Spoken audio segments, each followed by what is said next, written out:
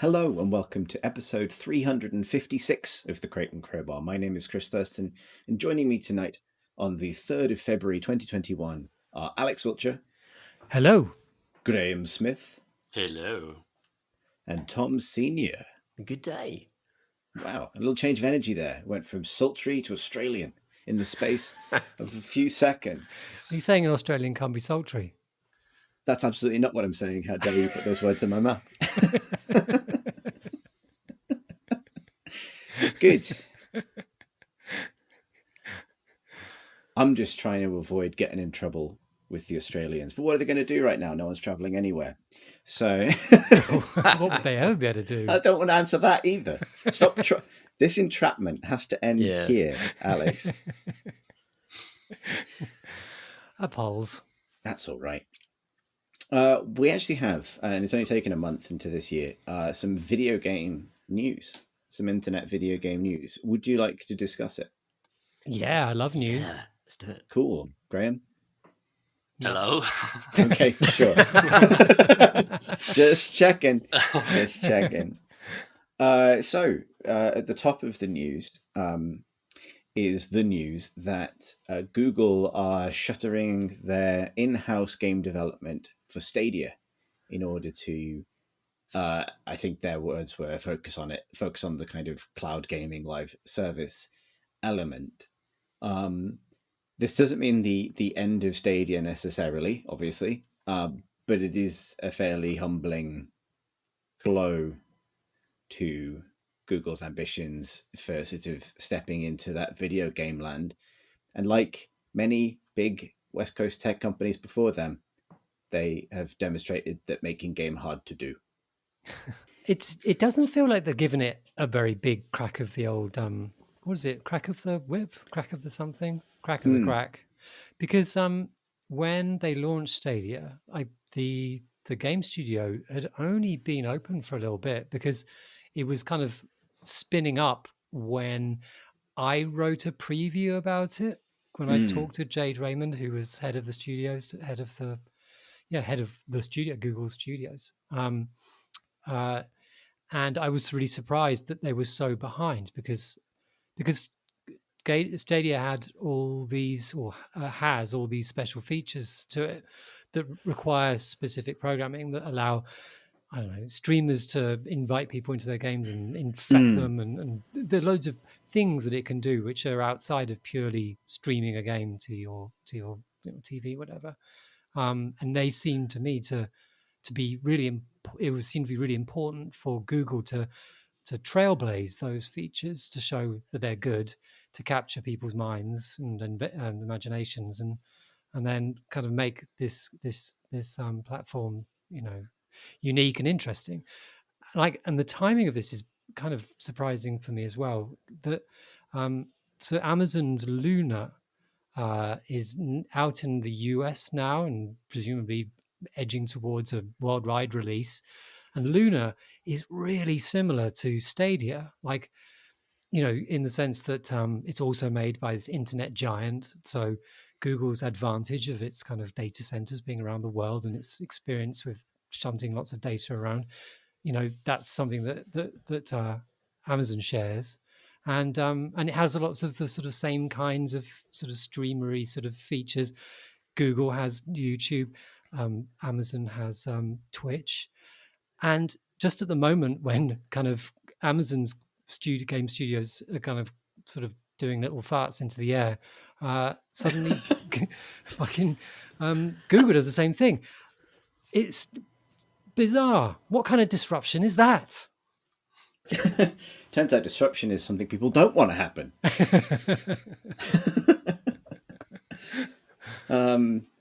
Yeah, I think the underlying thing, and I wary of kind of rubbing my hands together with glee too much of this, but because I think there's some element here that I crave to see, which is that making a successful game, making anything creative, has to be, I think, more than a list of features or a list of technical accomplishments. There's a limit to which any game can be wholly directed by data. There's a limit to which any kind of entertainment can be directed that way. And I think whenever a company sort of steps into these waters and like is completely repelled by that fact, because the I guess the defining characteristic of a lot of these big tech companies is they believe and have been proven true in other industries that data can do, the data they have on their audience can allow them to succeed in almost any space, kind of accept this one. And it's almost like emotionally important to me that we have this. Like there's this territory you can't, it's this territory that you can't brute force. Like you can come up with a cool list of features, point them at an audience, but it's not going to work. It's like laying out body parts on a slab and expecting it to come to life. Like games, if there's anything that defines games as technology for me, it's that, like, yes, they're tech, but they're always more than the sum of their parts, even when they're bad. And there's something, I think, kind of like either like the end of like the catharsis at the end of a horror movie about watching big tech companies be unable to pull this off because there isn't that spark.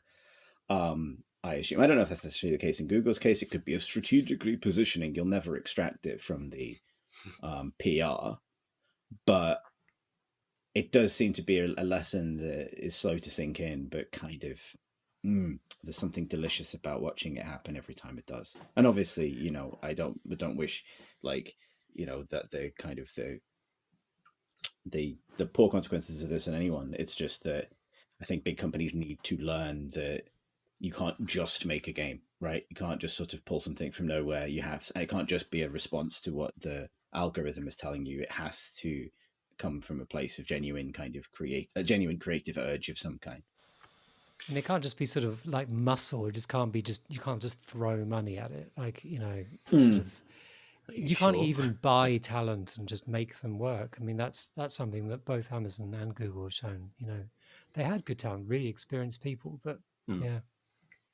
I think, that's the part I sort of disagree with, because you can just throw money at it. You just go buy existing developers that are already making things and get them to keep making their thing. But now you make them put your thing inside their thing.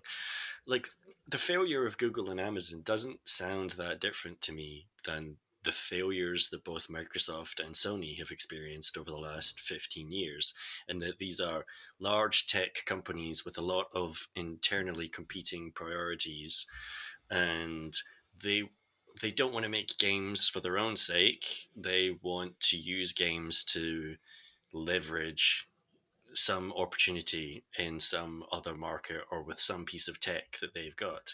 So, like, Amazon wanting to do games because they want it to be an advert for Amazon Web Services, and so their games have to have 10,000 players in a single server.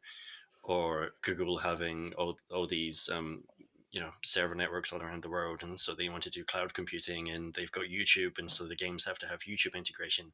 It doesn't sound any different to me than Microsoft mandating for years that game developers have to put Kinect support in their game, have to put Smart Glass support in their game, or Sony, for that matter, mandating that their developers have to put games on Blu-ray or on fucking, what was it, UMDs on for the Vita, and films now are going to come out in UMDs because Sony make a lot of money by owning proprietary platforms and making everyone rebuy media that they already own on that new platform if they can turn it into the dominant thing. And sometimes it works for them and they make a ton of money, and all different divisions of the business are very happy, and sometimes it doesn't, and it gets in the way of game developers that just want to make games and want to have good tools to make games. So, like, I'm glad that Google and Amazon can't just come in and do it themselves, but then at the same time, it's comforting in a way that their failure feels very of games to me. I think I don't disagree with any of that. I do think that the model isn't simply to buy a studio, though, because that's exactly what Amazon did do to a greater or lesser extent, particularly in some of the cases, and so that didn't work. Or hasn't yet, would be maybe a more diplomatic way of putting it. And I think, top-down kind of like ulterior motives from management leading games, obviously, as a track record of not working.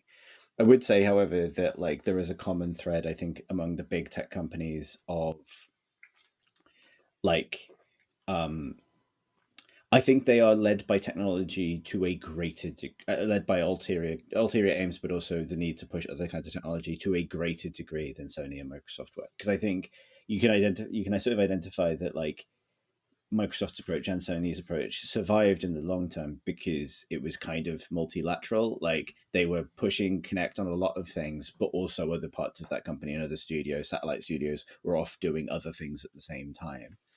And I think there's a kind of monolithic approach that both Amazon and Google have taken that is the reason it's led to this kind of withdrawal from that territory, rather than simply like, well, that didn't work, thank God we still got Halo, like which might have been the case 10-15 years ago for Microsoft, say. Yeah, I think like there's also the fact that like making games is very different to the things that those two companies traditionally shift. Like you can't measure the success of a game or the effectiveness of a game as you go along in the same way that you can the kind of the technological products that they are used to making. And if they apply any of what they've learned over the years and years that they've been in operation, it's not going to give them the answers that they're going to want. You can't measure this stuff. Games generally shit until you ship. Yeah, well, games are impossible to meaningfully test until they're almost done, basically. Yeah. Like to a greater or lesser extent, obviously you can test certain things, but it's kind of like one of the biggest challenges of that form. And I do think there's a bottom line, which is that like a game is not an engineering problem, and players' needs don't universally have engineering solutions, and that. I don't think this is exclusive to those companies. I think you hit these problems in game companies as well. But where that particular kind of strain of tech culture hits games, I think creates all these really interesting and fairly unique problems because people would love to be able to solve it. But it's like entertainment is not a solvable problem. Yeah. Like it's, no one, and often when companies can't perceive something as anything other than a problem to solve, which is very common to that culture, I think you end up with these sort of like big non-starters, like high-profile non-starters. Yeah. I'm trying to think of a segue here. Yeah, I was thinking there is one here. I'm sure there is. So from thing that makes me feel stuff to stuff that makes me feel things. Mass Effect. Mass Effect. Let's talk about Mass Effect. Speaking of studios struggling to make games because they're being hamstrung by technical issues with their engines, and a demand, and a demand to seize on recent trends in the games industry, led by nothing other than a desire to also be in a space that's fully occupied and catered to. It's BioWare, everybody. Yeah, okay, fine. There was an open door there. I just needed to step through it. So they'd already announced this, but the Mass Effect Legendary Edition is going to be out in early May, and they've released some details. This is a remaster of the original trilogy of Mass Effect games, minus Mass Effect 3's multiplayer mode, which isn't going to feature, which is a shame because it's genuinely good. You and I played a lot of that, Tom, back in the day. Yes. It was brilliant. Extremely back in the day. That's a long time ago. But yeah, they released a bunch of details. So it's been there's been a sort of like a polish, job done on the entire trilogy. It's coming with all of the expansions and DLC that were released over the years, with the exception of one, Pinnacle Station, which was Mass Effect 1's first story DLC, which isn't coming out because the files are broken. They lost it. They lost the news. That's very good. And yeah, it sounds. I don't know. I'll want to pass the kind of conch around here and get a kind of gut check on. Do you want this, Tom? Yes, 100%. I'm so ready to go back to Mass Effect and play it for 100 hours and meet all those characters and experience those stories and see how it's kind of to enjoy it, but also to see how it's aged and also to kind of get a flavor of old school BioWare RPG storytelling, which I think was rich in that series, and that's something I've missed from like Anthem, even though I really wanted Anthem to be good. Graham, I look forward to it. Graham, you never played Mass Effect, did you? I played the first 2 hours of Mass Effect 1 3 times and got bored and gave up every time. And so, like, I do want this anyway, though, because the reason I keep trying is because I'm pretty sure if I can get into it, then I will be very into it. And so, like, I was partly hoping that, maybe they would go back to Mass Effect 1 and tweak it a bit and bring in some of the stuff that people say was better in Mass Effect 2. I completely understand why they wouldn't do that, though. So instead, what I'm mostly looking forward to is just, hey, Mass Effect is going to be part of the cultural conversation and current again in a way that might compel me to play it and keep with it, so I can take part in those conversations. Yeah, basically, I want to be part of the conversations, which, I missed first time around. I was always trying to play it 2 or 3 years after everyone else I knew had already played it and loved it and had that experience and moved on. See, I had the opposite realization where I realized watching the trailer that I do want this, and I desperately missed that series, which I loved so much. And this is almost the right time for it, because it's a great time to be sort of re-immersed in something like that. That's so kind of for me, of a very fond set of memories and something I was very attached to. I am desperate to not see anyone talk about it ever. Maybe even including myself right now. Like I at the moment that trailer came out, and I checked Twitter, and I could see like people having opinions, innocuous opinion. Like something in me started to like bodily like reject this whole enterprise. Like Twitter, the game, everything, because I don't want that. I don't want the takes. I don't want that. But it'll happen, and I might have to just bury myself even deeper in Mass Effect to avoid them. That's a good solution. I think so. Over the course of the original Mass Effect series, the capital T, capital D, the discourse that we know from like Twitter and internet forums now seem to develop over the course of that saga until, in the end, it seemed to be quite a destructive force for Mass Effect 3 in particular. And so it's kind of I feel they're the poison in the well there. I think. I need to clarify. I don't want the Twitter takes and conversations. I need to distance myself from any thought that I might be interested in Twitter discourse. The people, I mean, it would be nice to talk about it with the three of you and Marsh and Tom F. Those are the only people. That's right. it. Okay. Yeah. Okay. But like Tom's got a good point, which is like the Mass Effect 3 backlash was like, I think, one of the kind of, that was 2012, and that was one of the kind of the tremors that would ultimately lead to all of the shit that happened in 2014, 2015. It was when a lot of the bad actors that emerged, there's a through line from the gamers with a capital G kind of revolting over the ending of that game to through every kind of fucking awful kind of Chan adjacent internet disaster that's happened since. Not like a linear progression of interrelated events, just a lot of the same people, a lot of the same themes. And so I think for me, there's like, if this can take me back to 2007, and I'm like at home during my uni break, and Mass Effect is the thing I do to kind of like slink away from that side of my life for a while, amazing. If it takes me back to 2014 and the hot take zone, and I'm just getting into games journalism and everyone's fucking angry all the time about space, then I don't know if I want to go back. Actually, I do. I think the Mass Effect 3 thing was kind of one of those moments where those communities learned how to actually organize successfully.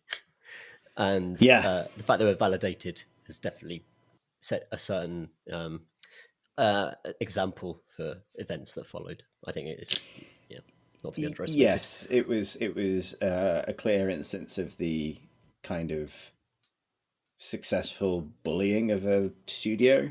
And like by successful, what I mean is like the publisher came in and changes were made, and it sucks. But I love that world, and watching that trailer again, I did have like, oh god, like I do still really care about that universe and the characters and everything. Alex, do you? I don't think I've ever spoken to you about whether you are a Mass Effect carer. I don't care. Hooray! I played 2 and 3 maybe about 4 years ago, and it was fine. It's fine, and that's all I've kind of already got from it. I think that I was a victim of like, this is incredible, and it wasn't to me. It felt, but then I think it was I think if I'd played it at the time, I think I'd have had a different perception, because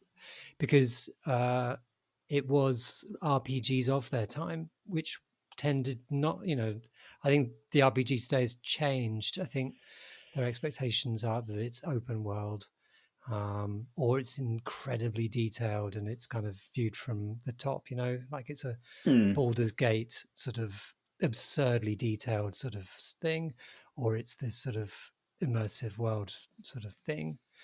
And I think that's the attitude that I took into playing it. So, the characters, whatever. I don't care.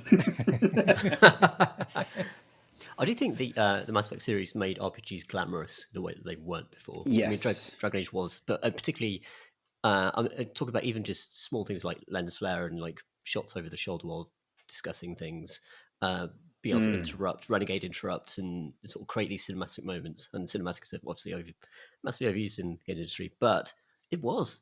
Like, it was like, oh, look at this cool spaceship coming into dock. I love that thing. I'm the pilot of it. And it kind of brought, it kind of didn't feel, it's very nerdy, but it was less nerdy than, for example, Baldur's Gate or something. Yeah, it was, well, it sort of, it felt like the kind of the promise of an interactive movie, really, I think. Yes. Like, even the first game, which is by far more of an RPG than its sequels. I think one thing they've said is that they've tried to like unify the controls and tighten up game balance and fix some stuff, but they've not tried to redesign Mass Effect 1. Like, it will remain the kind of slightly more kind of RPG game of the three. But even, you're absolutely right, Tom, like, it was like this substantially sexier, like, and I don't mean that just because that you can see a boob or a side of a boob, but because, or a bum occasionally, but because like it felt like watching a sci-fi TV show with you meaningfully in charge, and that hadn't been done. Even that The Old Republic had such strong RPG roots that felt more like a Baldur's Gate or something like that. And I do think the positive side of its community impact, I think, is the way that it kind of opened up the door for people to sort of see mainstream games in the same light that they would otherwise see TV and get invested in the same way that they otherwise might get invested in other fandoms. Like, I can't remember, maybe it's just my lens and I could easily be wrong, but I can't really remember kind of like diverse fandoms attaching themselves too much to the games that I was seeing prior to Mass Effect. And like, and even Dragon Age didn't quite catch quite the same way. I think I would argue even until Inquisition, which had the same effect. And so, it'll be interesting to see it come back. And I'm really interested actually to see what a new generation makes of it, because as much as I hate to say it, has almost been 10 years since Mass Effect 3, which is crazy to me. Mm-hmm. And it's 10 years next year. So, I mean, obviously we're 18 months off it being 10 years, but still. And like, that means that there is meaningfully like a generation of young people who weren't really of an age to play it when it came out, who now are. And I'd be really like, what's it going to mean to the Zoomers? That's my question. And it'd be interesting because there hasn't been anything like it, really. I can't, I can't really think of another series that's done what it's done and done it consistently across like a big saga like that. I'll be interested if it creates demand for more games like that, because like I think that's probably one of the things people wanted from Cyberpunk and haven't quite got because of its technical issues. So yeah, maybe The Witcher would be the only other thing that's really captured people in quite the same way. We'll never know. If only we could talk to the Zoomers. Regrettably, visit tiktok.com/Crate and Crowbar, where we will attempt to talk. Imagine how rubbish our TikTok account would be. It would be so shit. It would be so shit. Oh god, no one wants that. No, That's the least desirable product I can imagine. I would watch Marsh doing TikTok dances. I would like and subscribe. I'd watch him scowling at bad games. Oh, the abyss! I can sense it in there as well. I love to encounter it. I did like the some of the graphical updates for Mass Effect 2 look pretty nice. Actually, it's going to be interesting to see what they've done with it. Like, it does kind of look like they've upscaled everything using an AI and added loads of lens flare, but that is wholly in the spirit of the original game. Yeah, like you know, maybe if it like that, if that Mass Effect lens flare gives me like warm nostalgic feelings for like the era of like the first J.J. Abrams Star Trek movie, then maybe it will also partly rehabilitate the lens flare, which has been destroyed for me by, among other things, the Rise of Skywalker.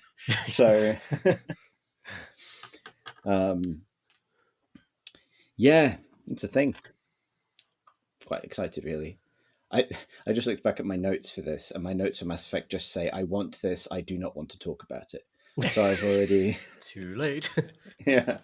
It's just so indicative of the whole thing because it is going to suck you back in again, that's happened already. Well, here's the thing: it's coming out in May, right? So, like, God knows how long we're all going to be trapped inside. God knows how long the situation is going to last. But like, the monkey's paw curling here for me is like, I'm going to be like on a crossroads that day, and I'm literally going to have like my vaccine appointment and Mass Effect will come. I'm free to go outside, but I don't want to. Exactly. It's the opposite of that Twilight Zone episode. Yeah. There's finally not time to play this game. Oh, where were you? Where were you last summer? Well, I don't know what to hope for there, honestly. I hope for a swift and safe end to this fucking crisis. But also, I want time to play Mass Effect. Like man sweating. So another game, and a game was announced today. That happens sometimes. They got an announced Total War Warhammer 3. Oh yeah. Yeah, if it helps, yeah. my note for this just says, "I like this." Who Who else like this? I also like this. I very like much. this. I don't know anything about Warhammer, but the trailer was nice. Cool. I think that Tom Francis is right, though. Something that has consumed He's never our right. appreciation. What are you talking about? Sorry. So in the trailer that got released today, it introduces because its main storyline is chaos. The ruinous powers are the core of it, and the trailer introduces the four lads that head the ruinous powers. It starts with Nurgle. On the four lads, those four guys standing outside like a all bar one in Coventry in really tight trousers. There's the one with the maggoty mouth. Yeah. The one with the wings. There's the one with the unhealthy obsession with pornography. But then they get to fight. they get to Cinch, and the voiceover man says something that none of us could make out. Like, you've got corruption for Nurgle, you've got obsession for Slanesh, and then there's rage. Is it rage? It's rage. Rage is the last one, yeah. Rage is for Khorne, and then. I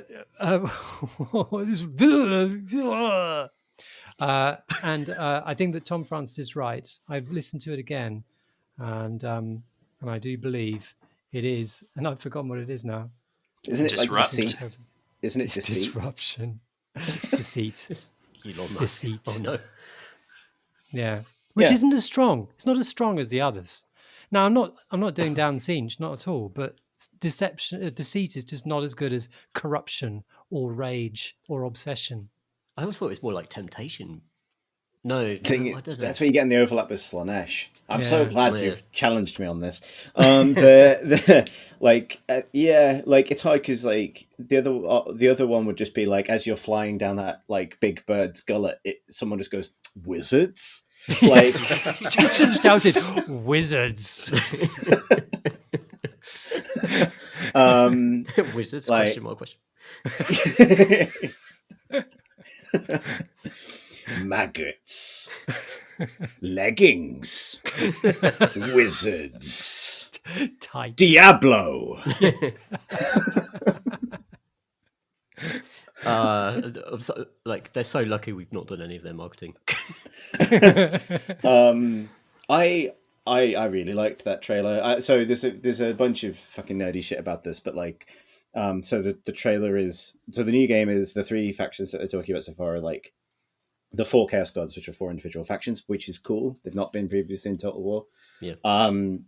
Kislev, which is old world fantasy Russia, which is it's in the current games. It's just like a different flavor of the Empire, but they're getting their own thing. And Cathay, which will be interesting to see how they handle, which is Warhammer's take on China, which has never been shown before, as far as I know. Like, it's only ever been gestured at, and I think there's some art going back a long way, but it's very, very old and very, very questionable at this point. And so it's going to be really interesting to see what they do with that. But the cool thing is, Games Workshop is working on a new miniatures game for the old world, and those factions, Kislev particularly, was already mentioned by them as one of the things that they're kind of been designing for that. So I think this is the first time a new miniatures range has kind of been co-developed in a game and in the miniatures design studio. Like, I don't know that the timelines 100% line up, but like, this trailer was the first time they've shown things that they've also like shown things in sort of like, you know, a fully rendered way that have only previously been regular Warhammer concept art, if that makes sense. Yeah. And like, I watched an interview with the concept artist whose name I've forgotten, long time Games Workshop artist, and sort of the studio head or like, I don't know, department head or something. And it's clear that they have been instrumental in all this stuff. It's not just been, we'll just give it to the game studio. Cool to see the Ice Queen of Kislev get to have her Elsa from Frozen moment while fighting Diablo. Yeah, I really liked it. The thing I really liked is it starts with like this kind of sea shanty thing. A little bit worried there that they were jumping on a bandwagon. Again, the 4 dudes, like it comes back to the 4 dudes. And then it kind of transitions in the middle of the trailer when like the Kislevites are kind of marching to war, it becomes orchestral. And then the moment the first like metal hoof of a blood crusher of corn appears on screen, an electric guitar, a heavily distorted electric guitar kicks in. And that is the completely correct decision, because like a coward would be like, well, let's keep it classy and stick with the kind of orchestral thing. You know, maybe we'll get like a Zimmer womp in there somewhere. But no, they're like, no, we can't. We literally, it's not legal to show like Realm of Chaos era cornate demons and not have like a big sudden completely anachronistic twang of an electric guitar. I thought they did that very well. Yeah, they get it. They definitely get it. And that, as a fan of the the whole Warhammer thing, I'm very excited about it. As a fan of the thing. Fan of the thing, I think the thing might be the thing. There's do you know what it kind of reminded me of? It has the same energy, but in a completely different way. So like, not to go on about this, but like, fantasy games usually fuck up putting electric guitars in their trailers. That's the theory, right? Do you remember the Dungeons and Dragons Dark Alliance trailer from like the Game Awards the year before last? Which was the one where like it was like heavy metal soundtrack, elves and dwarves and here and like, you know, dark what are they called, drow fighting like zombies in the snow. It was the same sort of like ice war vibe as the Warhammer trailer, but it was filmed as if there were like GoPros on the end of the weapons to like a metal song. It was really fucking weird. It was like a trailer made by someone who the only video they had ever seen was like a Gary's Mod shitpost. Anyone remember this? No, No, I didn't see it, but I'm going to watch it right after this. Because it had the same energy, and it was the folly that dates back to the first Dragon Age game of like putting a heavy metal song in your fantasy setting and thinking that's going to make it cool, and it always makes it like achingly lame. And I always wanted to credit Total Warhammer for having a bloodthirster that screams and it sounds like he's plugged into an amp. And it worked for me. I was very Yeah. excited by it. I watched it again. Agreed. And it has the thumbs up from my boy as well, who Excellent. yeah, and that's the important thing because he is generation. Hang on, what were we talking about? Z. He'd be young Zoomers. gens. He's a Zoomer, Zoomer. right? He's a Yeah. Zoomer. Yeah. I guess we're all Zoomers now in the age of fucking remote. I don't know. No, we're not. Should we talk about what we've been playing? Yeah. Let's do it. Graham, Hello. do you want to talk about a game you've been playing? Yeah. Going to talk about 2 games. Cool. Because they're quite small little things. I've been playing puzzle games. Puzzle games to numb is what I've been playing. The first of which is a lovely little soccer band called Dungeon and Puzzles, which I feel slightly ill-equipped to talk about because I haven't played as many of these games as I feel like some of you guys have. There's always lots of conversations in our Discord about various puzzle games, and I know there are probably 300 puzzle script games a lot like this that I have not played.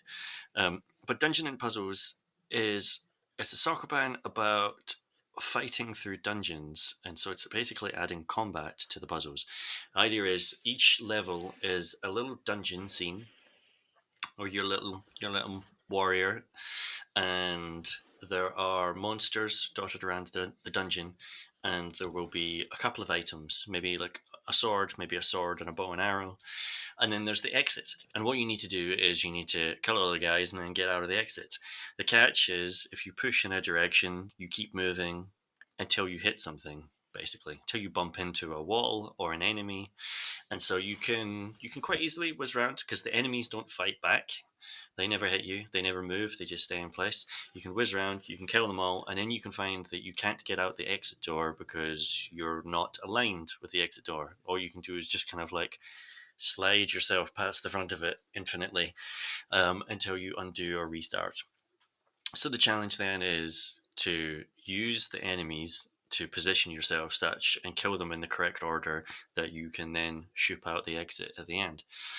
But then each item it introduces complicates that. So start off with the sword. You have to be in an adjacent tile to kill an enemy. You shoot over to him, bump into him, hit him, he disappears. Then shoot on to the next enemy. The bow and arrow, you can fire an arrow, obviously, to kill an enemy at range, which then drops the arrow on the floor next to where they were, and then that becomes an obstacle now that you can walk over to and it will stop you in your path. And so the puzzles start to become about, okay, what order do I kill these guys in? Which ones do I use the sword on? Which ones do I use the bow and arrow on? And where do I need that arrow to fall so that I can then use it as an obstacle to stop myself and get out the exit? It then introduces other things, so like you can push enemies, you can pull enemies, that sort of stuff. And it's really neat. It's clever. It cost like, I don't know, £5 or something like that. And we talked recently as well about the pleasure of playing a game which you can tell it was well produced. Like well produced in the sense of a producer with a budget and a spreadsheet did a good job scoping that game.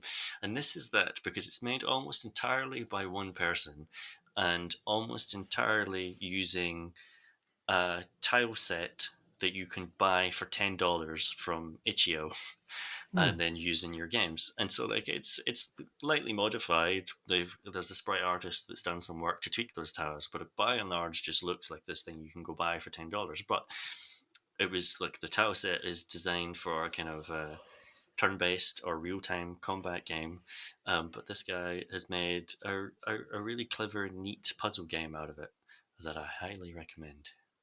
That's really cool. Sounds really nice. Lovely. Does it have that sort of cohesiveness look? It does. It's a lovely tile set, actually. Like, it looks fantastic. Like, you don't look at it and think, oh, this is a thing you buy for $10 and then you can use in your game. It looks like it's been made specifically for this game. And there's like over 100 levels, I think, or something like that. And there's a bunch of secret levels because there's this kind of like over map that you're unlocking rooms in as you're moving through it. And you're judged on levels, not just on whether you complete them, but you can then also complete them under a certain number of moves. And if you master a certain number of levels, that will then unlock other secret levels and that sort of stuff. So it's got a kind of nice meta layer to it and a reason to go back to levels. It feels like a really complete package, basically, a really cohesive thing. And it's the kind of puzzle game that I'm finding myself playing a lot of over the last year. And like I say, puzzle games to numb, because there are puzzle games which tax my brain, and that turns out not to be what I really want. What I want is Picross, basically. I want a puzzle that has 2 to 4 rules that you then apply endlessly over a huge number of levels in a way that makes the time go pleasantly while I am listening to a podcast or waiting to go to bed. whatever the day may bring. And so like Dungeon and Puzzles has been pretty good for that, but there's an even better one I've been playing, which is called Hexseed. I came across this because it was in the Steam bestsellers list one day, and then a couple of streamers on Twitch I watch were playing it. And the reason it was doing so well on the Steam bestsellers list is because it's actually free. It's a free to play game. In fact, it's just free, and then they're doing monthly DLC packs with extra levels. But the free version of the game, it's got hundreds and hundreds and hundreds of levels in it. It's like split up into 4 or 5 islands. The tutorial island took me, I would say, about 4 to 5 hours to complete, and so there's a lot of free stuff in this game. But what it is it's kind of like Minesweeper, but with hexagons, where you get a kind of a map. It looks like a little hexagonal island. And one of the hexagons will have a number in it, which will tell you how many of its adjacent hexagons are dangerous in some ways. And then you click to either clear a hexagon and say, hey, that's safe, and reveal the number that's on it, or you right click to mark it as one of the dangerous ones. And it tells you instantly if you've got it wrong. And you work your way through the level, working out, hey, well, this tile says 0, so I know the 3 tiles to its right don't have anything dangerous in it, so I'll instantly clear all those, and that reveals a 2, a 2, and a 1, and then you can use that to work out which of the tiles next to those ones are dangerous, and so on and so on and so on. It then introduces a few twists on that. So, for example, it has walls in it which can block a hexagon from being able to detect essentially whether the tile on the other side is dangerous, and so the number that you're looking at might be inaccurate.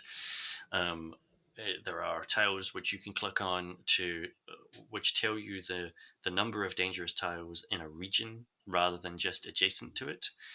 And so you need to then factor that in with other bits of information in order to work out which tile you can safely clear, and so on and so on. But it's like 4 or 5 different mechanics, and it's got a lovely pace to it in that you'll be staying at a board and you won't be able to see what move you're able to make, and you'll be stuck. And I don't think I've ever been stuck for longer than 60 seconds, but it's long enough to make you stop and have to think and scroll around and see where can I make the move and check the information that various tiles are giving you. And then you'll spot the moves you're able to make. And almost always making that move will reveal a piece of information that means that the next move is instantly obvious. And without thinking at all, you will make the next move. And then the next move, and then the next move, and the next move. And you'll make 5 or 6 moves in a row, spreading across the terrain and clearing huge swaths of it. And then you get stuck again, and you slow down, and you have to stop to think. And I love that pacing, basically, of bursting forward in fits and starts. It's incredibly satisfying to clear the map. And it's nice. It's a very simply, cleanly presented game with lovely sound effects as you clear and mark tiles, particularly at the end where it colours all the tiles in the order that you discovered them in, with safe ones turning green and dangerous ones turning red. And it's nice to see a replay of your progress through. Some of these levels get pretty big, some of the islands. and it's got that kind of almost like a Peggle-like reward of as the tiles turn their color and they all go in the most satisfying way. And I've just been sitting in evenings for hours sometimes playing through levels of this game. Now, like I describe this as Minesweeper with hexagons. There will be some people listening to this probably who might be yelling at the podcast to say sounds like hex elves, because hex elves is basically this exact game, and I had forgotten this despite the fact that Hex elves is a game I've played for over 10 hours according to Steam. Back in 2017, I played Hex Elves Infinite, and it's great. I love Hex Elves. If you'd asked me about Hex Elves, I would have said Hex Elves is brilliant. I love Hex Elves. But this is what I mean by these being puzzles to numb, because the 10 hours that I spent playing Hex Elves, I have no recollection of them whatsoever. I know I enjoyed them. But if you'd asked me what kind of game Hex Elves was, I would have said either it was like Slitherlink, which is another one of these kinds of games, or I would have said like Sudoku, because it's numbers on shapes. But no, it's Minesweeper with hexagons, basically. And Hex Elves may well be the better version of this game, but Hexseed is free and there's hundreds of levels, and I'm having a lot of time passing. I'm having a lot of time passing. I don't even want to say fun. I'm having a lot of time passing. You just play these games. You just found one of them cool fugues. I mean, that's what we're all here for. We're here to discuss our favourite cool fugues. It's what we need. It's what we need in the year 2020 that will not end. Tom, I think I'd like to hear about your cool fugues. I've been playing the 2002 adventure game Syberia. Wow. And you may ask why, and my answer is, right.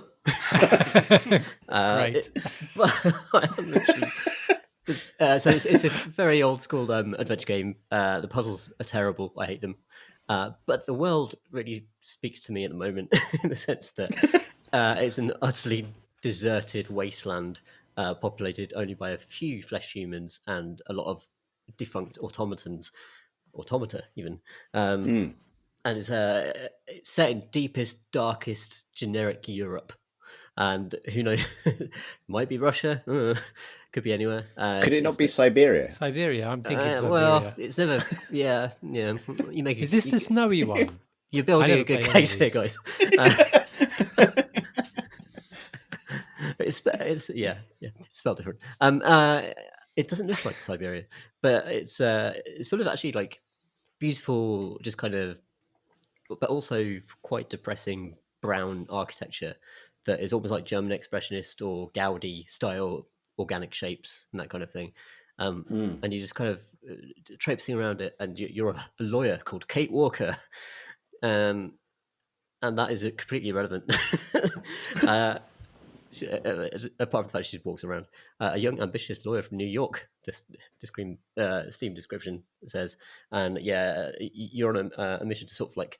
It's a very tawdry quest initially, in the sense that you're trying to identify who is the true heir to a particular fortune, but then it goes steadily more and more strange.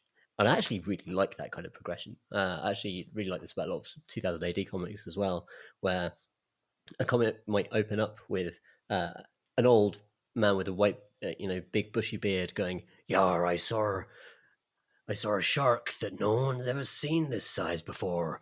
And then 5 issues later, you're like, it's changed so much. You're like, wait, where did this start?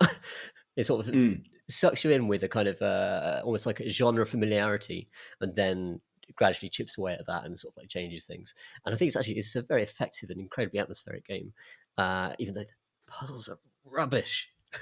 So what I'd recommend, I'd recommend playing it with walkthrough, as I would with like most of these sorts of games, and that's what I've been doing.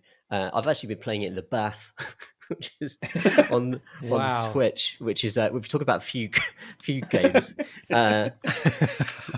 Yeah, I go through a bit of a rough patch at the moment, so I'm taking do lots of exercise, taking baths in the mornings, that kind of stuff. And this has been my bath game. And at any moment, I could drop the switch and break it forever. But that's just an extra level of just a hint of danger, just spices it up. But anyway, lovely background art, really, really good atmosphere, and it's just getting weirder and weirder, and I really like that. And also got the second game to come as well. They're bundled together. Lovely. Was there something else you were playing, Tom? You mentioned There was actually, and this was called Gods Will Fall. And this is what a good name for a game. You know what you know what you're getting into. You know what you. Well, do you though? Because it is. sounds like it's gonna this is the shit. That's No, well, is it the shit? God's kicked my ass. Is what happened repeatedly in this game. Yeah, is it not the? It's like the kind of the opposite end of the tonal spectrum from Fall Guys, but fundamentally the same thing. No, it's actually different. It's an action RPG in sort of what you might cheaply call Diablo vein, that kind of thing. But you play as 8 characters, and you're in the overworld picking up items, and then you go into various dungeons, and each dungeon is occupied by a god, and the god's health bar is actually represented by the minions inside the dungeons. For each few minions you kill, you're sapping the ultimate health bar of the god that you need to face. But what's very funny about it is that you play as these 8 characters, but for some reason, reasons of honor, you have to send them in one at a time into each dungeon. And if you lose them, then you send someone else in, and there's almost kind of like a sunk cost fallacy aspect to it, where it's just you could just walk away from the dungeon and go somewhere else to an easier one, but you want to get the guys back, right? Can't just leave them in there. I've done stupid stuff just literally walked off the edge of a cliff by accident, and the game is really punishing. So it's not like a lot of games these days will be like, oh, your character will cling onto the edge if you accidentally go across a threshold, but in this, no, they're flipping gone. That's it. Until you actually beat the end boss, then you rescue all of your sort of Pokemon from the cave. It's really difficult, and I really hate the combat system, but I think that's it's got loads of really good ideas about, instead of building one character, building a team, and then each sort of extra life being a different character with different skills and different items. That's actually really smart. It looks beautiful as well. It's got it looks like you're sort of controlling miniatures on a gorgeous board. It's really, really, really cool. What's wrong with the combat system? So it's a very simplistic light attack, heavy attack, dodge system. And if you dodge directly into an enemy, you parry, and if you parry, they'll often fall down, in which case you could do a jump attack, which is great, but there's no lock on or anything, so the parry is greatly, it depends on where your mouse is or where the stick is when you're actually doing it. And that whole thing, it just feels way off to me. And also a lot of the characters are very slow and kind of sluggish, which I don't know. There's loads of stuff that's wrong with the movement for me in the game. They can jump, but they actually have realistic jumps. But I love video games where you have unrealistic jumps, where you can kind of sail across gaps and be certain where you're jumping and know where you're going to land. And that's definitely not the case with the dungeons in this. And also the dungeons don't have a particular direction to them. The way that the actual environments are designed, I've been wandering around them with no idea of my endpoint, and just getting trapped and going round and round in circles. So yeah, it's it feels, it just needs, that all just needs fixing, basically. But I really admire it for trying to do something different with the action RPG format. When was it released? Is it? It sounds cool. Question. Right, I'm going to literally. It says January 2021. So yes, that is. Oh wow, that's 4 days ago. Yeah, it's a contemporary game. It's Good also God. It's 20 quid. So I think they're definitely planning to update it. The animations are fantastic, particularly the sort of character fall when they sort of a hero goes into a cave. The way everyone else sort of cheers them on or welcomes them back is just I'm like, yeah, go everyone, yeah. So yeah, there's good ideas in here for sure. Even if I can't ultimately recommend it at the moment, but I think it's worth bringing up. Yeah, it's interesting. So it's not. I just checked the Steam page. It's not in early access. It's out. It's technically So, out. Yeah. So it'll be interesting to see what they do with it. But yeah, it's a super cool concept. I like the idea of spending good adventurers after bad. What I'd recommend if anyone does pick this up is this is a bit hidden away, but always read the stories of the characters as they go into dungeons, because some of them have particular beefs with certain gods, and as you send them in and they die, it sort of dynamically adds to their diary. And each time you go back, it's like, and then he ventured into the cave, but was never seen again. So that's a big part of the game I was missing initially, that I think is actually a lot of fun, and also another great idea the game has. So it's got this sort of little bit of the Hades style sort of storytelling within the kind of roguey-likey sort of repeated dungeon crawly thing. Yeah, the storytelling feels a bit more dynamic, because it depends on which hero you send into each dungeon as to what happens. If you kill them or if they win, etc., that will create a new diary entry that reflects that. Which is whereas Hades is kind of, it feels like it's much more prescribed. There are things that kind of gradually unlock as your character progresses, but you're just one guy, not 8, and so it's kind of like a little network of stories there, which is really, really nice. It's a game that I want to see develop and get better and better, and just combat feeling and stuff and movement, and it feels quite unfair often to me. But if all that stuff was fixed, it would be it's genuinely innovative. So yeah, Awesome. I like it.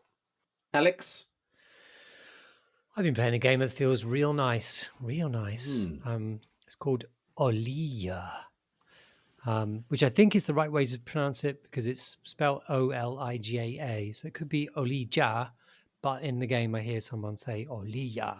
So that's what I'm going with. cool. It's like have you seen it? Have you lot seen it? No. I've seen it. Yeah, I've watched some of it being played. It's a Devolver joint, isn't it? It is. Yeah. Oh, cool. Yeah. So it's a pixel platformer action adventure game in which you are a sad whaler, no less, a sad whaler who's been marooned after attacking a big whale, gets caught up in a big stormy thing, and finds himself and his crew marooned on a weird island called Terraphage in a strange sea, and you can't escape. Something is holding you back in this area, and soon after you find you go into a dungeony thing and you find a magic harpoon, which is like the game's cool gimmick. The harpoon is a way of grappling to stuff. Fundamentally, it'll kind of harpoon onto enemies, and it will also harpoon onto these kind of weird black tentacle things that you'll see attached to walls and ceilings and things.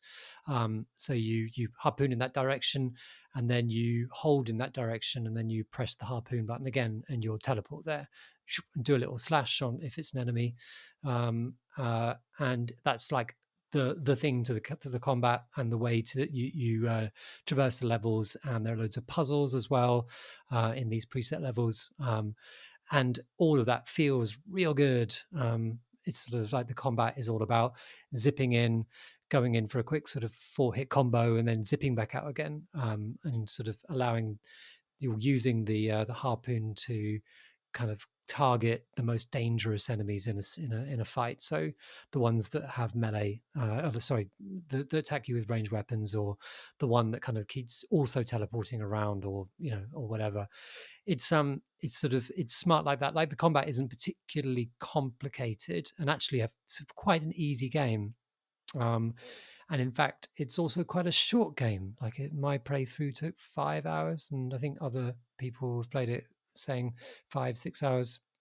So it's very short, and I don't think it fully explores all the things that it could do, because the harpoon is a really great mechanic, and you get these items during the storyline which kind of expand on that. I kind of won't explain them because they're kind of spoilery, but there's one item you get very close to the end, actually, which kind of blows open this whole kind of teleportation sort of concept, and then it's the end of the game. So you don't really explore it. It doesn't feel like you really explore it that deeply. But the whole game was made by pretty much just one person, who's this guy called Thomas Olsen, and who done the music, he done the graphics, he done the programming, he done the design, he done everything, and like everything is a really high standard. Like the music is really good, like the sort of these kind of smoky kind of saxophone sort of tones, which is a real kind of interesting clash with the setting, which is like weird Dark Souls East sort of thing. Sort of this kind of set probably 19th century. You're a kind of European-y type, but you're in this kind of Eastern world. So the kind of this saxophone's kind of strange but very fitting somehow, kind of trumpets and kind of, but then these really bassy drums, kind of not loud bass, rumbling kind of subtle bass drums, which are kind of threatening, and it's really good. And the sound effects are really good as well, like sort of really meaty, really hit, make the combat really hit home. Sort of where the harpoon is because you can hear it, you can just sense it, you just know what you're doing because of the sound effects. It's a really good game, but yeah, as I said, it's over too soon. And there's one thing about it that I find a little bit unsettling though, which is kind of, it definitely has a real I felt that it had a sense of kind of Orientalism to it. You're in this Eastern world, you're kind of European, everything is designed to be strange and not terribly welcoming, and there is sort of the game is named after a character, a lady Olija, who is the head of this clan of non-monster inhabitants of these islands that you're exploring, who is maybe on your side and maybe isn't, and maybe she'll help you and maybe she won't, and that idea of an Eastern character that you're kind of hankering after, like she becomes the love interest, frankly. And there's a kind of awkward scene where you force her to kiss you, kind of thing, where you're sort of fighting her. It turns out, of course, that she's also a badass fighter, and you kind of force her back, both parrying kind of blows of your weapons over several screens of kind of terrain, and until you eventually kind of kiss her. And all this stuff came across to me as a little bit kind of weird Orientalism. And I'm aware that Thomas Olsen lives in Japan, and where he moved to be with his wife.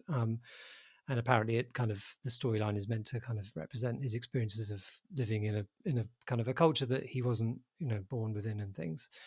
But as an outsider, it doesn't quite play quite right to me. But that aside, it's a high quality game. And at the price that is, which I don't actually know, probably 15 quid. I'm not sure, actually. We'll look it up. But it's everything that it sets out to do, it really nails.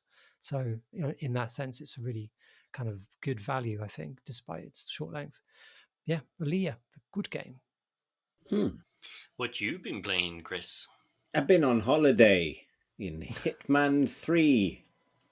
So Hitman for me, and I'm glad to sort of, I feel weird getting to talk about this on a podcast before Tom Francis has had a chance to, because I do want to kind of foreground this by saying, like, I'm by no means like an expert hitman.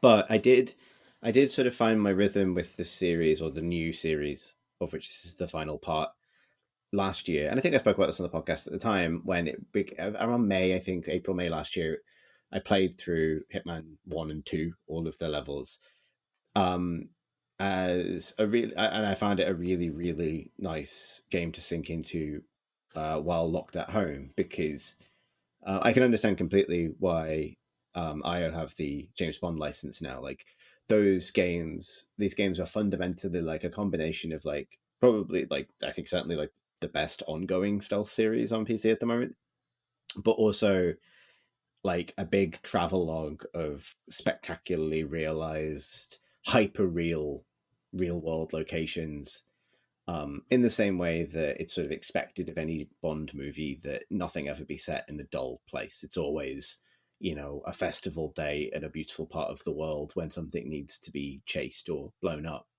And they are kind of amazing little escapes in that way. And this one is too.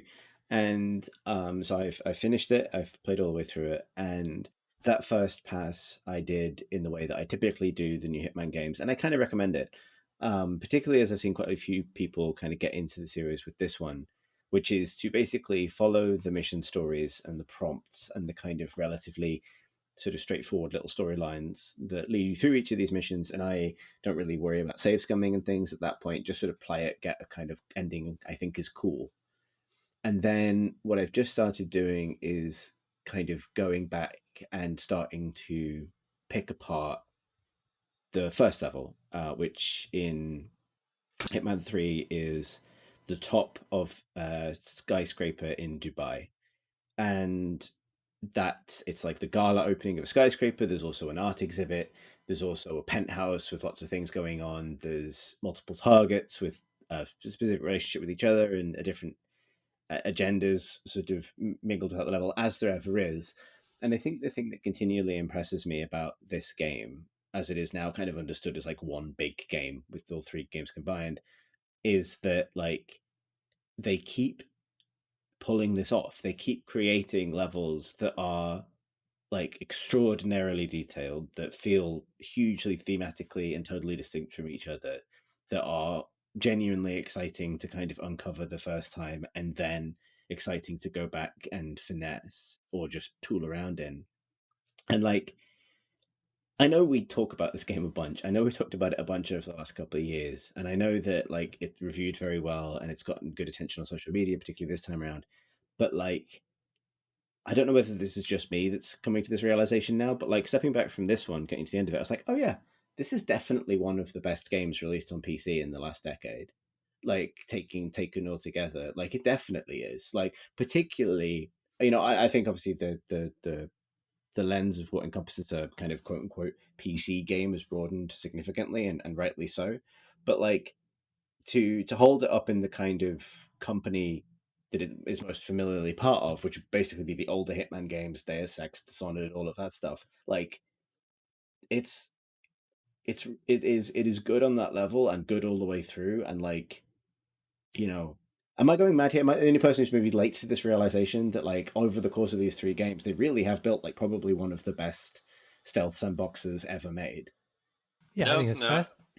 Yeah, I think it's fair, and I think it's a similar dawning realization, because like I really loved Hitman 1 and I really loved Hitman 2, but over the course of each of those games, you kind of get distracted by thinking, because each level is such a distinct thing, you kind of get distracted by, well, like, I really loved the first two levels, then level 3 wasn't quite so good, and then level 4 was amazing, and like appraising the ups and downs of each individual level.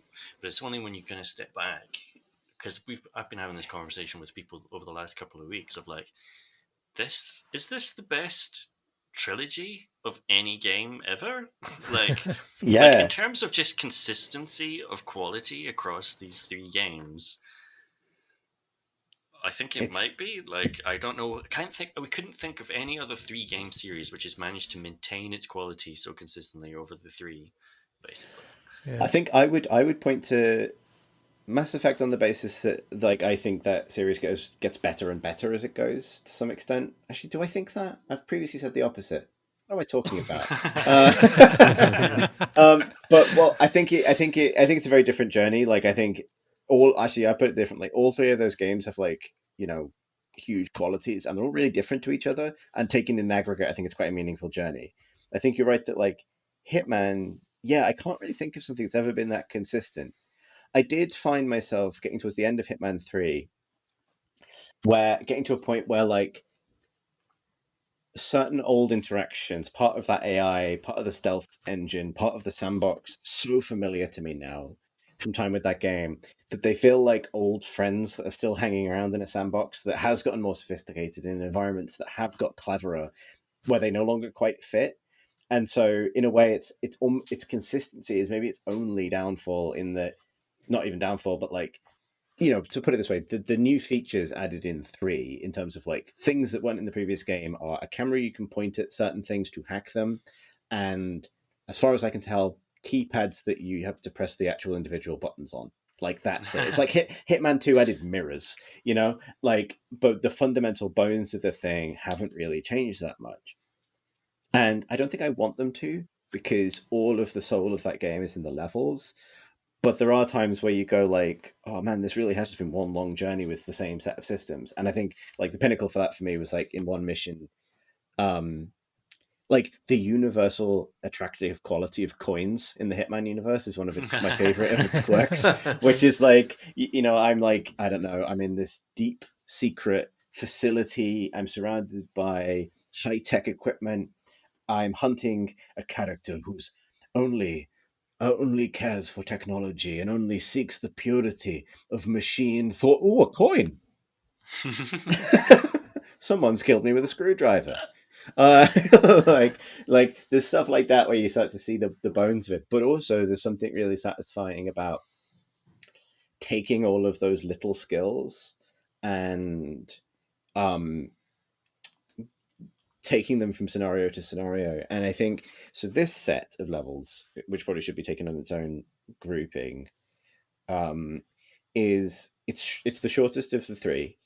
It's like, I think all of them have like a half level. In Hitman, in the first one, it was the ICA training facility at the start, which is in all 3 games, but like doesn't feel like a full level really. In the second game, it's the first level, the New Zealand level, which is a small, very, very small level. It's beautiful, but it's a mini level by their standards. Yeah. And this game also has 3 also has a mini level, which is definitely the most limited of any of the mini levels. And on top of that, it only has like 5 main levels, where I think Hitman 2 had 7 and the first one had 6. So it's the smallest set, and they're also smaller, I think, on the whole. They're smaller and more detailed and quite contained. But they are all really strong. And one thing I really, really liked about it is there's a mix of like, I don't think there's anything in it that's like as spectacular as like the Miami race from Hitman 2 necessarily, but like each of the ideas is individually really strong, and it has its standout concept episode, in which I think everyone will have seen people rambling about this on Twitter probably, which is a murder mystery. It's an Agatha Christie murder mystery set in a English mansion, which is great. Like it doesn't work as a detective game, but I don't think that's what Hitman is for. The detective mystery side of it is a really entertaining way to go through your first playthrough. And then it's also really interesting to see what happens when you go back to that level if you don't step into the shoes of the detective, for example. And then there's a detective in the level. Like seeing that clockwork kind of fit together is really satisfying. But it also, it feels like a send-off to everything you've learned over the course of that series in a really, really exciting way. I'm trying to tiptoe around like spoilers, I guess, here, and so I probably won't say too much.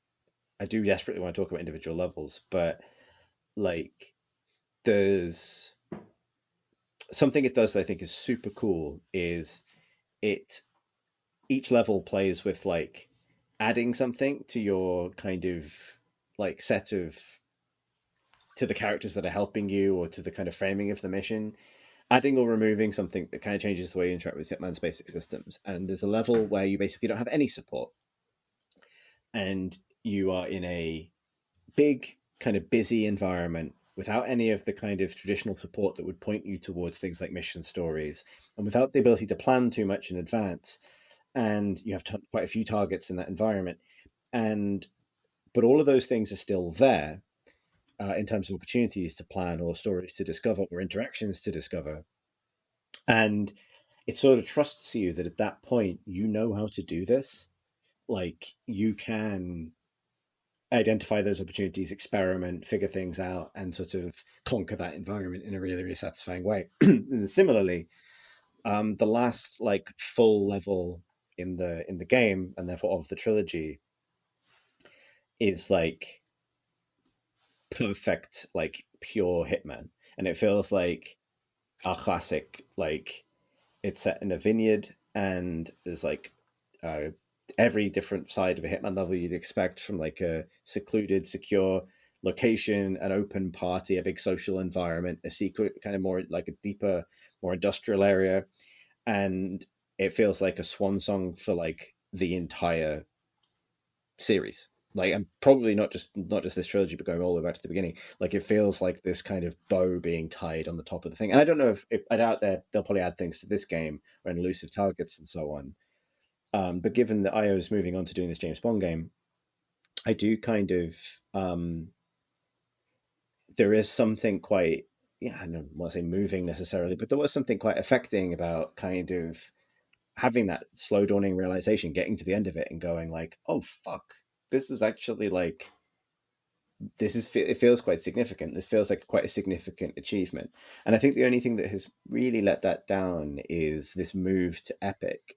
And the fact that your ownership of those games on Steam doesn't transfer yet undermines, I think, what would be the kind of like final kind of crowning achievement of this, which is that feeling when you look back through the mission menu and there's just this swathe of like incredible individual missions that I feel like I can't really think of the last time a AAA game, which this is, had like that breadth of consistent quality and achievement across a lot of content, you know, like where like it feels now like this huge kind of playpen full of little experiences to have. Because I'm now at the stage where I'm digging into the micro scale, getting lost in individual levels. And it's almost kind of gives me a bit of the too much to do FOMO when I think about the whole span of it and just how much there is to potentially dig into. Yeah. It's really kind of an extraordinary thing. Yeah, I'm kind of frightened about just how big it is, because I didn't play very much of 2. So I feel like I'm going to have a lot to catch up on, because levels, I find them, I think your technique of playing the levels is dead on, that you kind of, you follow the storyline, the one that kind of leads you along to start with, but then that's just your introduction to kind of exploring all the stuff that you can do and see and techniques you can try and whatever. Yeah. But, you know, there's just so much to do in every single thing. There is. And like, I would really recommend playing through the whole thing. I know some people, because of the Epic exclusivity, end up starting with 3. I think if you have the choice, start with 1. Partly because Paris, the first level, is like one of the best levels they've ever made anyway. But also because... Is that the fashion show one? Yeah. Yeah. But also because like I genuinely came to enjoy, like, the story is like, you know, Bourne adjacent thriller kind of you know, thriller times 100 at a certain point. But I did actually enjoy it, and I did. The cutscenes are really stylish. The location reveals are really amazing, and like it feels like a big journey from start to finish. And I think by the time you get to 3, the plot is probably impenetrable. So like it's worth starting at the beginning. Yeah. And I would also say that like their sense of this one does a really good job of like having a moment in, I think, each environment where you step in and kind of take in the place. And there's a level in China where it just gave me the full on like, God, I miss traveling, like verklempt sort of heavy feeling of like, fuck, I miss this. And that's like, you know, that's something kind of special for a game to be able to set that off. I really do. I really do enjoy it a lot, despite its occasional jank and kind of wobbliness. Like, you know, it supports, given that I'm someone who is, my cool fugues have been exclusively spent within MMOs recently, it takes quite a lot to pull me away to a game where I can just sort of switch it on for a bit and feel like I've had some fun and then switch it off again. Most AAA games don't support that because they're either campaigns that you're one and done with, or they're kind of endless tick off the to-do list grinds that feel maybe less meaningful, whatever that means, than time spent in a more explicitly progression-based game. And this, like, what I'll do with Hitman now is if I have 20 minutes, I will load it up. I will take a run at a level and just refuse to quick save and just see how it goes. And maybe have a vague idea of some achievement I'd like to try or some kind of method I'd like to try. And it's really fun. It's a really interesting way to kind of re-engage with something that you know well. Like, it's rare that any game gets better the better you know it, and this is one of them. There's a way of doing the first mission that I won't spoil, but it allows you to functionally doom both targets and then be miles away when that doom is manifest. And I've just been working on getting the setup and execution of that as smooth as possible, so that by the time it all kicks off, I'm like back downstairs at the party, like sipping a margarita. I would be sipping a margarita, like just in my suit, like completely like normal, and then just walk out of the level, and it's the coolest thing. It's the coolest thing. I think it was it that first level that people were speed running, and I think someone completed it in 7 seconds. Yeah, I want to see how that is done actually, now that I know it quite well. My best is 3 minutes, which was messy but really fun because it just involved starting in a particular disguise, climbing up one ladder, and then like the first ostensibly like super secure target just happens to be leaning against a particular balcony, and he's there for like a minute at the start of the level, then he moves forever. And I kind of like that in that one particular version of events, Agent 47 just emerges from a cupboard dressed as a like backstage technician, pushes a guy off a balcony and just leaves. Like, it's dead good. I need to play it. I've got it installed. I'm definitely going to sink some time into it over the next couple of weeks. Yeah. That first run I did didn't take me more than like 6 or 7 hours, I don't think, because like I say, it's it's only 5 quote unquote full levels. Yeah, really thoroughly recommend it. Definitely my first kind of big kind of win of this year. And also I think genuinely, if people have missed out on it so far, a big treat waiting to be slowly walked around and have things thrown at it. It's also, it comes back to the thing we said earlier as well about games which have been produced well, because the fact that it's 5 full levels, I'm pretty sure that's because for the previous 2 games, that's how many levels IO Interactive made, and then there was always one level that they farmed out to Sumo Digital. Right. Oh god, I didn't know that. So Colorado in the first game and Columbia in the second game were made by Sumo Digital instead of by IO Interactive, and this time around they didn't do that. So I think IO Interactive basically made as many levels as they did the previous 2 times. It's what they can make, within a time frame, within a budget, and they deliver it very well. Yeah, it's such a good swan song for them.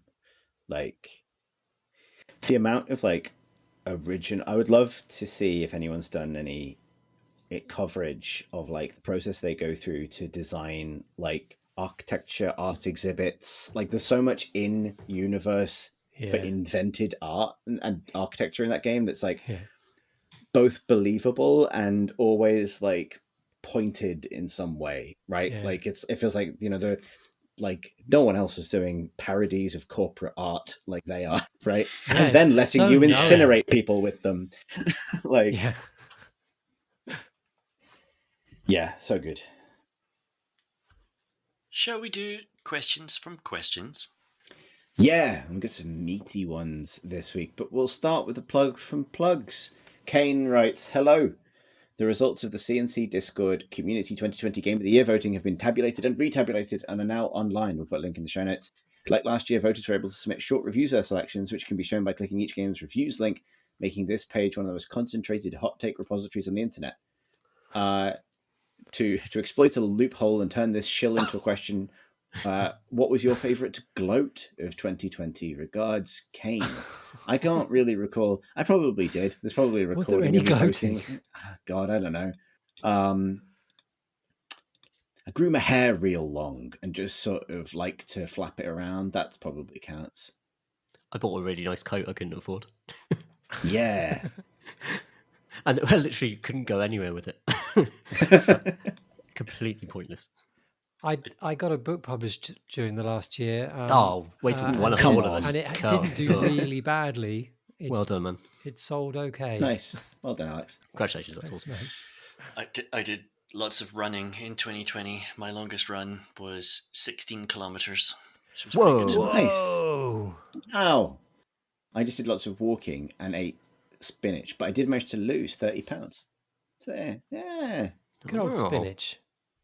Yeah, good old spinach. Let's talk about what the games of 2020 were according to our community. The top 11 are Factorio. We don't have a ton of time here, so let's respond to each of these choices with a noise. Let's honor our community with our grunts. Factorio. Cool. In number 10, Death Stranding. In number 9, A Monster's Expedition Through Puzzling Exhibitions. Hey, it's a pip. In number 8, Cyberpunk 2077.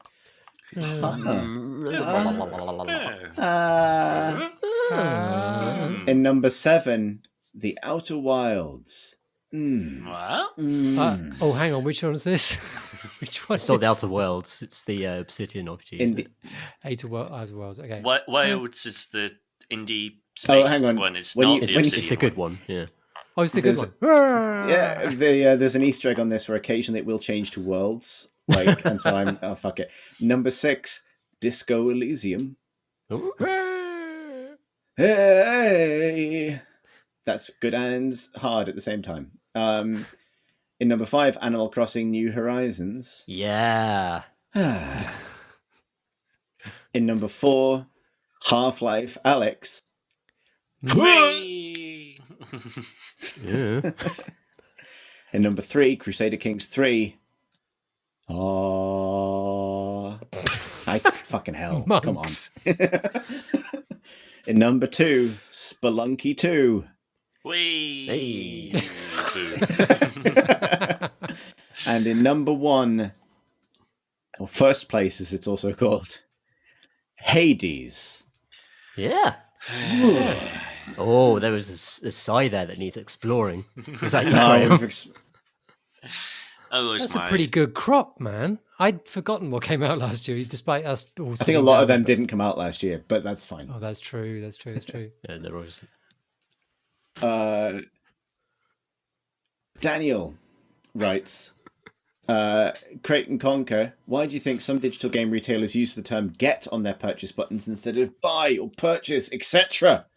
My theory is that it's because get makes you immediately think of ownership, while buy, purchase, and add to cart make you think about having to pay for the item first. What are your thoughts, Daniel from Iowa? Thank you for this question. For copywriters everywhere, and those of us who have to think the words call to action more than once in a day. But there is an answer to this, and I think Alex knows it. The answer is it's one kind of call to action that has to stand for both free things you don't pay for when you go through the process, and things that you do pay for. So get is it's awkward. It's an awkward and ugly way of doing it, but seems to be the industry standard. They could be more creative with this. It could just be like, stuff in your bag. Have it. Have it. Put it in your pouch. Eat. Tuck it away. Tuck it away. Exactly. Nom, nom, nom. Yeah. Append this to your being. Salve your soul. Foster. Adopt. Jam inside. Adopt is good. It's like access fugue state. Become attached to. Join fandom. Exactly. Wasn't like Starget a victory statement in Super Mario 64? Yeah. So maybe there's a conspiracy here. Let's keep going. So actually, we can't maintain that tone into the next question because it's a very good question and a very serious one. So Oh no. that's me spinning the takes train. It's you can't spin a train. Fuck. Christian writes, and I'm gonna have to truncate this. It's a long email, but Christian writes a very thoughtful response to our kind of I think, and I have to own part of this, my kind of fairly hasty takes on machine games in the last episode, but their suitability to take on the more, the Nazi element of Indiana Jones and some of Indiana Jones's broader issues. That was based on my kind of rose-tinted view of A New Order, the New Order particularly. But Christian writes appropriately that I'll quote directly, sort of basically the experience of going back to the game, playing it through with his partner, and finding that, in his words, things I remembered as progressive were clumsy pastiche lifted directly out of movies, or they were actual bits of horrifying history stripped of context and used as edgy set dressing. He goes on to say, to describe the game as massively anti-Semitic. My partner, he writes, is Jewish and offered perspective on things I would never have picked up on, such as misrepresentation of Jewish theology and completely broken Hebrew. The plot MacGuffin that powers the Nazi super technology is literal international Jewish cabal guarding what may as well be ancient alien technology. And he concludes, as such, at its best, the plot is an uninspired mix of Inglourious Basterds and Iron Sky with a drizzle of Hostel. At its worst, it's deeply insensitive misrepresentation and an earned use of atrocity and trauma to motivate our big, milky meat protagonist. As such, I suppose Machine Games is a perfect fit for an Indiana Jones, but not for the reasons that people think. He sent a subsequent email kind of mentioning that he wrote this, and I think it's all spot on, honestly. And I kind of I appreciate it having been sent, because it made me reassess kind of my memory of that game. But he did send a follow-up email to say that he'd written it midway through listening, and that obviously we did talk about the issues of its representation of Jewish, quote-unquote, like made-up technology, particularly. But his question, I think, is an interesting one. Apologies for the long rant. I mostly wanted to share a perspective with you that had been lost on myself. If I were to put this rant in the form of a question, it would be, have you ever pitched a fun piece of media to a friend or partner and then been embarrassed by your own failure to reassess your stance on a thing you liked 7 years ago?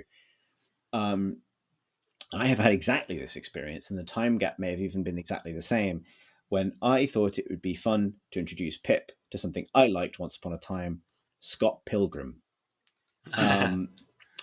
Which was very much this experience. And I think because the arcade game got re-released recently, to make this relevant, I had this experience of thinking about this again. Holy shit, Scott Pilgrim doesn't hold up at all. Like 10-ish years later. You're talking about the comic or honestly, the film? Like, because it's like it's a story about, someone's gonna at me. I can feel it. I can feel the ats are coming. To quote Frasier, but it's fundamentally a story about a kind of pouty and pretty entitled and self-absorbed white dude who has to fight a series of battles in order to acquire women, plural, as if it were a game. And while he goes on a personal journey of becoming less of a shit, it's not actually that fun a ride to watch someone become less of a shit through an extremely tortured and complicated process, when in real life you should really just become less of a shit off your own steam, swiftly and with minimal intervention. It doesn't stand up to me at all. Yeah. Which is a shame, because I love Edgar Wright movies and I think it's a very stylish film, but just something about it feels deeply rooted in its time now. See, like, my answer was going to be actually very similar, and then I was going to say High Fidelity, specifically the 99 John Cusack movie, High Fidelity, which is pretty similar to Scott Pilgrim, actually, in that it's kind of about John Cusack's character over the course of the film becoming less of a shit by visiting all of his ex-girlfriends who dumped him and asking them why they dumped him. And they dumped him because he's an awful person. And but I like John Cusack, and I like John Cusack movies, and it's got a fun Jack Black performance in one of his earliest roles, and it's got a good soundtrack and that sort of stuff. And that's what I remembered from it until I watched it. This was years ago now. I watched it with Lisa and saw it through her eyes, and she saw it through her eyes. Hopefully.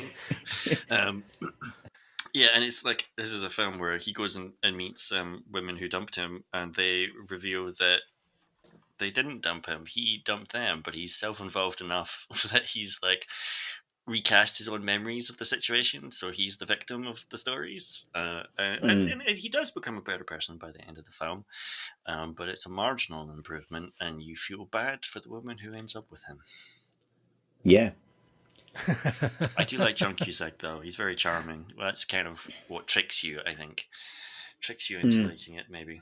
Any other confessions for this confessional? I mean, this is kind of a little bit milder, and I did play it wondering, like, if I feel like this now, how is it going to feel kind of in the future? I played the Uncharted Games? games Fugues. recently.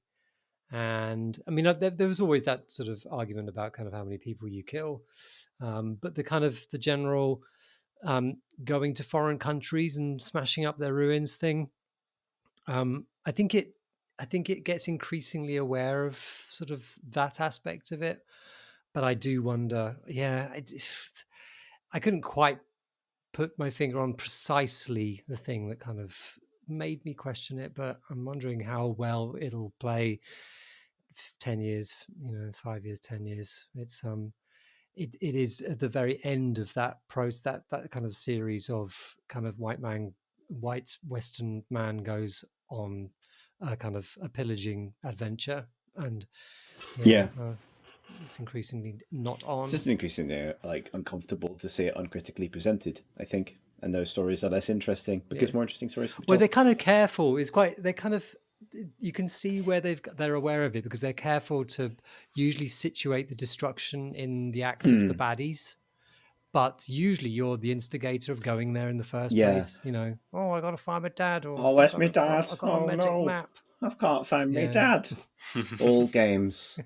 So I think I feel it's such a big subject and we're kind of racing through it, but I think that one of the questions here that kind of unifies these things is like one of framing, and it's one of the reasons why it's so important to get more diverse protagonists into pop culture generally, and games as part of that, is that like all of these things from Wolfenstein, they kind of, I do agree with Christian's take on it. I think the thing that makes Wolfenstein resonate fondly for me in my head is that BJ Blazkowicz is this sort of bizarre mix of hyper-violent Terminator and sort of folksy kind of, like regular Joe who just wants a cup of coffee. And there's something charming about that in isolation, even though I agree that there are some pretty shocking issues with the context around that. But the question you got to ask is, if that is going to be the context, why is your story got to be rooted in the experiences of the world's biggest, beefiest boy? And similarly, why does the Uncharted story need to be told through the eyes of Nathan Drake necessarily, if that's where you're going? Similarly, to tie this into the movies we were talking about, like, it's that centralizing of a particular kind of experience that just feels so kind of worn out now. And like, it's something I like about Hitman, for all of its hyper-violence and occasional, often frequent grotesquerie, that 47, while definitely still a very white dude in the lead, is such a fucking weird character, in that he has motivations and doesn't, and isn't sort of fully realized. And there's probably tons to say about that, but I think it's one of the things that keeps its head above water. I think Hitman would be in this camp if it starred Jason Bourne, for example, or James Bond, indeed. And that's going to be the challenge for them next. When their murder man is ostensibly also a kind of a horny human. When murdered men become horny humans. Thank you for coming to my TED Talk. I was going to mention everything Stephen Moffat has ever done. Yeah. Okay. Yeah. And this is all stuff that I greatly enjoyed when I watched it, like coupling, and like his brilliant Doctor Who episodes, and then he directed Doctor Who. There comes a point where like he's sitting down and your partner points out, it's like, all the women are just. I was about to say panic mixie dream worlds. What I mean is, yep, manic pixie dream girls, which has become a thing that also, like, I've noticed in. I've been reading Sandman recently by Neil Gaiman, which is amazing in many respects, but also massively guilty of a particular women being sort of filed into a very particularly narrow type of character. that actually robs them of a lot of complexity or agency. Yeah, the announcement of the Sandman Netflix series, like I loved that series so much when I was 20, and I am terrified to return to it because I loved it so much, and I now kind of can see all of the ways that, like, of course, as a very goth adjacent literature student, of course I fucking loved it because it was centering a particular experience that was important to me, but I'm a bit nervous about seeing it brought to life. I would be delighted if it stands up. I really hope it does. I think there's a lot there that could be brilliant. I think seeing how Watchmen has been adapted for television kind of gives me some hope, even though it's a completely different team. But I think the thing I've been reading the first volume of Sandman very recently, actually, and it's embarrassing how much of a self-insert Neil Gaiman is as Morpheus. And I get this from a lot of like Kieran Gillen comics as well, where the artist just draws the writer. Like, what? What are you doing? And you're not that mysterious or deep or interesting. I don't know. I just find it to be like an exercise, an egotistical exercise in that respect. I would say that, I don't wholly disagree, but in Kieran's more recent defense, he doesn't look anything like Marnie as Calgar, chapter master of the Ultramarines. That's quite true. It's quite true. It's great to see. Unless lockdown has changed him, in which case. And he's fucking beefcake now. Exactly. His huge hands. He's got such big hands. So glad writing Warhammer. Oh God, yeah. I mean, that's the thing. I think, honestly, I think I'll bang on about this forever. But yeah, I think that's that sort of.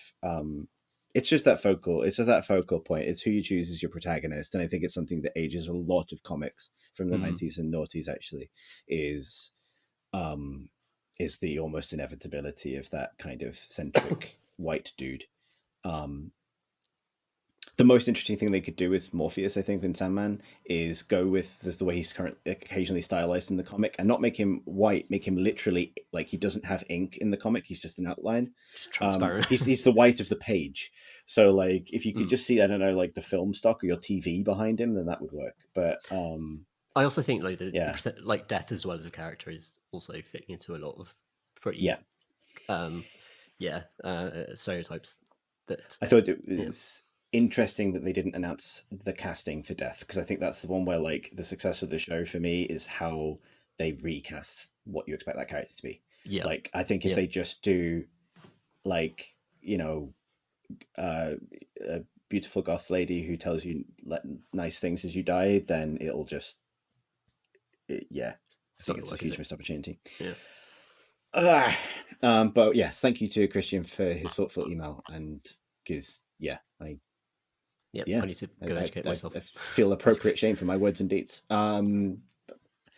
Michael writes, "Hi, no questions here. Just want to point out that the movie Tom S. mentions when talking about how stupid Nazis are, Men Who Stare at Goats, is based on MK Ultra, which was the US's attempt at absorbing some of said Nazi experiments into the stupid and continuously funding it. Might be something you guys know already. Just wanted to say the stupidity of the movie and the Nazis aren't entirely disconnected. Thanks for the podcast. As always, big smiley face, Michael." I'd like to say I did know that, but I've just failed to mention it utterly. And thank you for pointing it out, because that is a big reason. That's the whole point of why the movie was made, I think, to draw those parallels. They play it for laughs, which is an interesting thing. You got to be able to see the absurd in the awful, I think. The difference between those experiments and the Nazi experiments was that people were killed in one of them, and not so much in the other one. And like equating them, like I think it's correct to draw a logical through line between, and a historically correct through line from the experiments that the Nazis were doing and this. But I think the film does a good job of not like equating it directly, in the sense that it's not as heavy, and it's allowed to be funnier because it doesn't have those terrible consequences attached to it. It's just a man just sort of bumps his nose on a wall or something instead of society turning into a horrible machine that kills people. That's all of the time and questions and energy and few we've got time for this evening. If you would like to send us a question for a future episode of the podcast, you can do so by emailing us at questions@creativecrowbar.com. You can also tweet us at Crate and Crowbar. You can find this episode and others like it on our YouTube channel at youtube.com/Crate and Crowbar. And you can see Marsh reach out wholeheartedly to a younger generation on TikTok.com/Crate and Crowbar. If you would like to support endeavors like that and this, you can find out more about supporting the podcast at patreon.com/Crate and Crowbar. And our community can be located on Discord, the link for which is on our website at crateandcrowbar.com. I think that's all of the things. I think that went quite well. I completed all of the things. Yeah, that's all achievements unlocked for me. I shall now parachute off the side of the podcast to victory. I have been Chris Thurston. I've been Alex Wiltshire. I have been Graham Smith. And I'm Tom Senior. You still are. Exactly. One of us still is. That's Thanks for listening, everybody. Bye-bye. I nearly forgot to say it.